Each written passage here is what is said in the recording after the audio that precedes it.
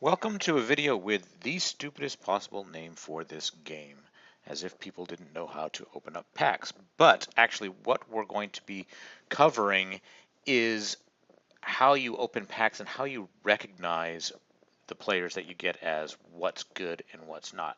And this can be pretty easy when we're talking about just base cards, normal cards, and even bronze cards for that matter. But when you start to compare silvers to golds and those to bronze, etc., etc., it can get a little bit tricky. So if you've watched my other videos, you know, yes, you can calculate everything and figure out what the base OVR is and project what the card is.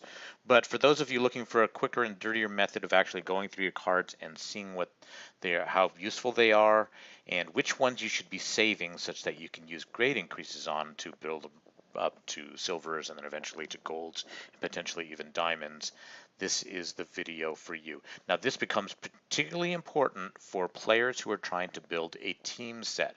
And this is because with the limited players that you have for each position, you really need to optimize which specific year for which specific player you are taking, and you want to know which ones to recognize. And so what I'm going to propose here is that you actually keep a list of the players that you recognize as being good players. So we're going to start out. I'm going to go ahead and open some packs and just talk through what I see. And then I've also saved up some players to compare against as well. So it looks like my inventory has space for 30 cards. So let's go into my inventory and let's crack open 3 sets of 10 normal packs. Okay, so first thing to note is this: what you're looking for in batters is slightly different than what you're looking for in pitchers. The scale is slightly different. And from this particular view, um, I can't tell all that much. I can look at the numbers, but that's not going to be useful. What I actually want to be looking at is the OVRs. So at a first glance, we might take a look at this and see, oh, I've got a Felix Hernandez. I might want to think about keeping him. And Hamill here could potentially be good. Jackie Bradley Jr. And Quintana. So you know, potentially some good cards there. And this is your initial reaction. You're going to be looking at the player names and thinking, okay, I recognize that player. That's who I might be looking at. Napoli stands out here. Once again, JBJ. And we got a Verlander there as well. So last set of 10. Going through, got a silver there, fine. Kushel, or however I pronounce his name. And Mark Moore. And Ozuna. Okay, so that's fine. We saw some names there we recognize, but are they any good? Because here's the problem. If you go by names only, you are going to get rudely awakened by the fact that you might end up spending a lot of grade increases and boosting up a player and ultimately realize that the guy is actually garbage compared to either a different year or a different player who might not even have a good name. And I'm going to show you an example of that for pitchers here in just a second. But nonetheless, returning to the point, batters have slightly different scale than pitchers do. In general, a pitcher in the range of anything above 70 is what you want to be looking for. 70 to 72, we're talking a reasonable pitcher. 72 to 74 is talking about your good pitchers, and anything above 74 is a definite keeper. So as far as batters go, we're talking 68 to 70, and once again, these are for normal cards. 68 to 70 is a decent batter. 70 is generally getting in towards the solid batters. Anything above 70, 71, 72, we're talking definite keepers. And I'm going to give you a table later to relate this all to, so you can have something to use as a reference. But nonetheless, those are the guidelines. And then also in part 2 of this video, I'm going to tell you how to look at silver and gold players and relate those back to that table, and actually give you scales for those players as well to recognize what is a good gold card. So scanning through these things, we took note of Jackie Bradley Jr. here. He was now we can see his OVR, and it's a 68 OVR. Noticing that he's in up condition, we have to subtract 5 from that. That brings him to a 63. So even though that's JBJ, and we know that he's had some good years, that is a garbage card. So that is a fodder card. Do not increase that card. And you'll notice I actually even have a JBJ in my lineup there who is 105 base OVR. But wait, I have condition on, or equipment on, so he's actually, I believe, a 102, 103. But that's an excellent card. So we have a 15 card here that I just told you is garbage, yet I'm using a 16 card, which is excellent. Napoli here as well. He's a 65 if you account for adding 5 points because his low condition. That's still garbage. And you might have thought those two players might be worth keeping. Once again, JBJ here as a 62. We subtract 5 from that. He's a 57. That's even worse. That's a horrible, horrible card. And I'm going to stick to the normals and bronzes for now. When we start looking at bronzes, you're going to subtract 2 to 3 points from it because that's how many points they get through their grade increase, 2 to 3 points above their normal card. So if I look at Ahmed here, and I subtract 2 to 3 points, we are talking a 69 to a 68 to a 69 for him, which, you know, as a 71 as a bronze, you think, oh, he's decent, but no, he's actually a 68, 69, which means he's reasonable, but not amazing, not worth spending cards on to increase. Let's scroll over further right here. And now we get to some of the cards that I saved to compare against. Once again, JBJ, I've already proven the point with him, or demonstrated the point with him. Okay, we have a 14 Segura here as a 68, which I told you is the low end of what you want to be considering. And we look at Harper here, his 17 card. Now, granted, this is because he was injured. But Harper, your knee-jerk reaction is, I want that Harper card. So if you ran across a 17 Harper as a gold or diamond, you would be thinking, I'm going to keep that card. But in reality, you do not want to be keeping that card.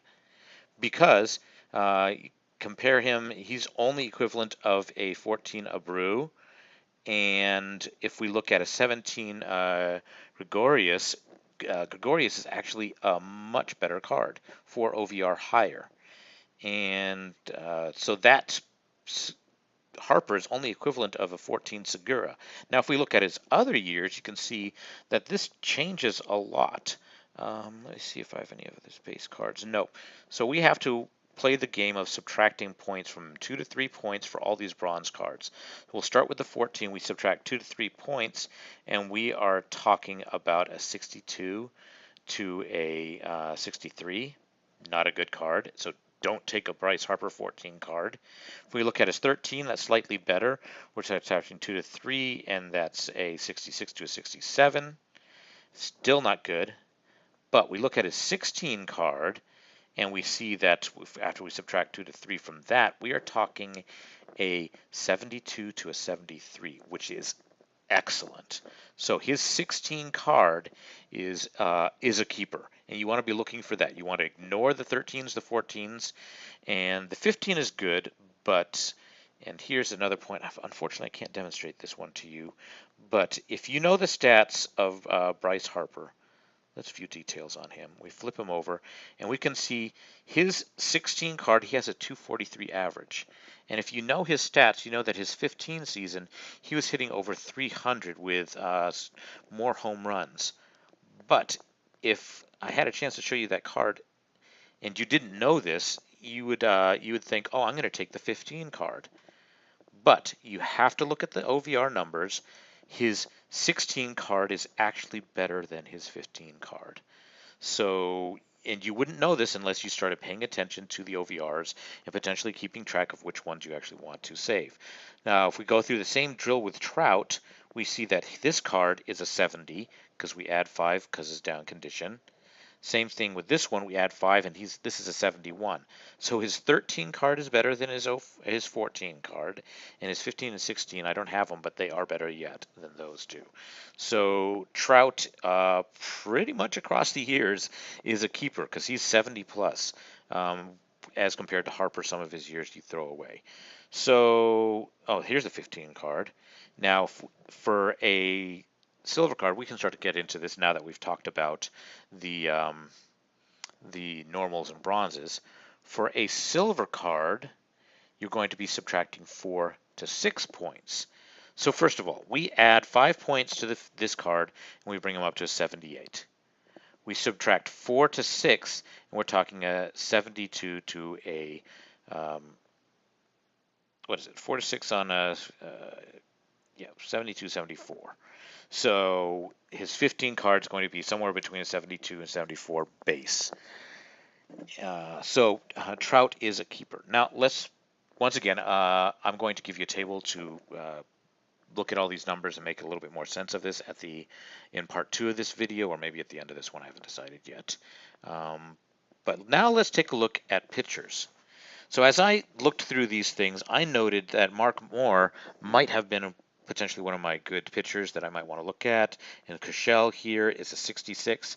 And I already stated to you, you want to be looking at stuff above a 70. And for myself, I would pretty much only consider a 72 or higher. So Cashel here doesn't meet the mark. You think Cashel, oh, I got him, I might want to increase him. No, don't do it. He's not good. Mark Moore is, we subtract 5 from that, he's a 64, another garbage pitcher. And then we look at a 15 Verlander and we say, hey, okay, this is one I want to take note of. If you're a Tigers player, you want to take note of 15 Verlander is a good card worth landing. If I got that into bronze, then I'd keep it, potentially turn it into a silver or higher. And Quintana here as a 73, subtracting 2 to 3, because it's a bronze, we're talking a 70 or 71, which means he's decent, probably not a keeper though. And looking once again at the numbers here, nothing in the 70 to 72 range, or well, there's a 70, but it's not good enough. We want 71, 72 at minimum, preferably up to a 74, and nothing standing out in those ranges. Once again, focusing on the normals, until we run across Richards here. He's on up condition. We subtract 5 from him. That means his base card is a 73. So 14 Richards is a keeper. So start looking for him as a bronze or higher. Scherzer here, same thing. He's a base 74. That's a solid card. You want to be looking for that. Now look at Arrieta here, his 14 years. So everybody knows Arrieta has had some good years, and you might want to keep him. We add 5 points to that. We got a 73 as a normal card. So that's pretty much showing us the 14 Arrieta as a 73 OVR card is a good card. Now, this is the only Kershaw that I managed to pull recently to show you as an example. This is what is good. We're talking, I told you, anything above a 74 is good. We know Kershaw is solid. He's demonstrating this as a 76. This is a definite keeper if you land in him in a bronze or plus, or higher, so that you can increase that using great increase tickets, which, by the way, is the subject of another video. If you are new to my videos, you can be looking at those. Greinke here as a 13 card. He was a 72. That's solid. His 17 card so far this season, because they haven't finalized yet, but nonetheless is superior to that card. And then I saved a number of Clay Buchholz here, because as a Boston team player, I didn't realize this because I had only encountered his 2016 card, which as a base OVR of 66, he's garbage. And if you run across his 17 season and you have to subtract the 2 to 3 from this, we're talking 61, 62. That's even worse. So if you run across the wrong years of Clay Buchholz, you might think he's a garbage player. I'm not going to pay any attention to him until you run across his 13 year and you see him as a 72. Now, if you follow the Boston players, you know that finding a starting pitcher of grade 70 or OVR 72 is actually a solid find. There's very few of those. And in actuality, this Buchholz card is just a tiny bit, like one ability point out of all of his 5, lower than a Porcello 16. So while I would have overlooked him, suddenly I now know that Clay Buchholz' 2013 season is a keeper for the Boston Red Sox. And here he is as a diamond or a bronze, demonstrating that it's going to be 2 to 3 points higher. He's a 74. So I learned that he was a 72 as a base, and here's a 74.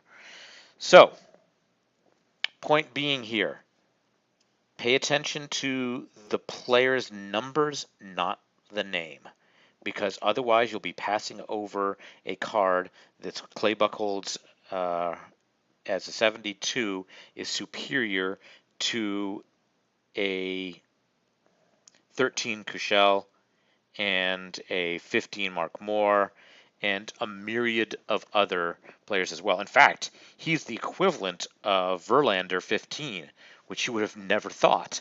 So, okay, with all that said, and a demonstration of the fact that we have named players that are worse than unnamed players, or little recognized players, and the fact that even good players can have bad years, hopefully this has driven the point home that you want to pay attention to the player, his OVR, and his year, and write those down so you can look for the bronze or higher cards so you can use your grade increase tickets on those and build up a truly strong player instead of one that looks like he's good but is actually garbage under the scene. For example, Felix Hernandez here, waste of time.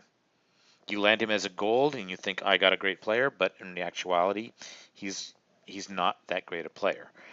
So this, of course, this is largely from the standpoint of people who want to collect the players and use grade increases on them to build them up to what they want. Because we all know landing a gold or diamond and the exact player that you want is very difficult. So generally a better strategy is to save up your ranked coins and use those grade increase tickets.